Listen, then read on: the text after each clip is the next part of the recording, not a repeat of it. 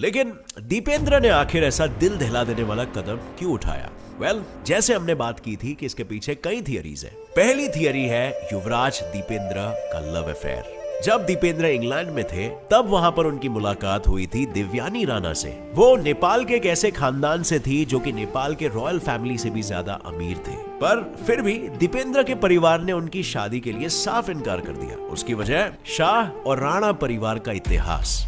दरअसल ये दोनों खानदान नेपाल के रॉयल और अमीर खानदानों में से थे, पर दोनों हमेशा से एक दूसरे के खून के प्यासे रहे थे, जिसका गवाह नेपाल का पूरा इतिहास है। और इसीलिए दीपेंद्र के परिवार का मानना था कि अगर दीपेंद्र और देवयानी की शादी हुई तो कई जूने पुराने मुद्दों को और जख्मों को फिर एक बार खुरेड़ा जाएगा, और जिस वजह से दीपेंद्र का परिवार नाकाम कोशिशें करता रहा दीपेंद्र को समझाने की। यहाँ तक एक बार उन्होंने एक ज्योतिष को बुला के दोनों की कुंडलियां भी मिलाई, जिसके बाद बिना किसी साइंटिफिक एविडेंस के ज्योतिष ने कह दिया कि देवयानी शाही परिवार को वारिस नहीं दे पाएगी। और इसी के बेसिस पर दीपेंद्र के परिवार ने बिना कुछ सोचे समझे उसके प्यार को ठुकरा दिया और ये घोषित कर दिया कि देवयानी दीपेंद्र के लिए आइडियल वाइफ नहीं है। और इसीलिए लोगों का ये कहना है कि इसी बात से गुस्सा होकर दीपेंद्र ने अपने पूरे परिवार का कत्ल कर दिया।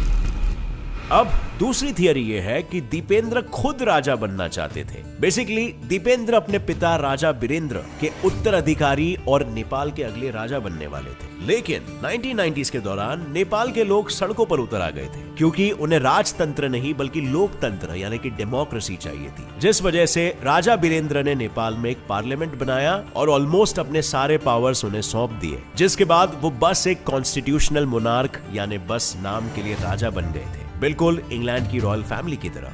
पर कईयों का कहना है कि दीपेंद्र ऐसा नहीं चाहते थे, क्योंकि इसका मतलब होता कि वो कभी राजा नहीं बन पाते, या अगर बनते तो भी उनके पास कोई पावर नहीं होती। और ऐसा कहते हैं कि उनकी सोच कुछ ऐसी थी कि लोगों का ध्यान सिर्फ एक राजा ही रख सकता है और सरकार नहीं।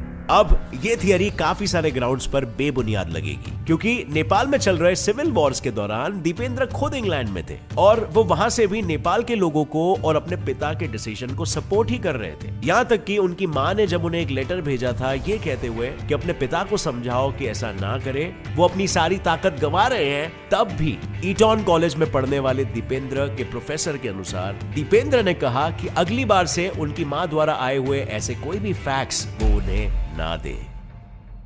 सो फ्रेंड्स, अब दोनों भी थियरीज में जितनी भी इंफॉर्मेशन अवेलेबल है उसकी बुनियाद पर तो हम ये नहीं बोल सकते कि दोनों में से कौन सी थियरी सच है और कौन सी झूठ। तो क्या सच में ये किसी श्राप का काम था? नजरिया थोड़ा सा बदल के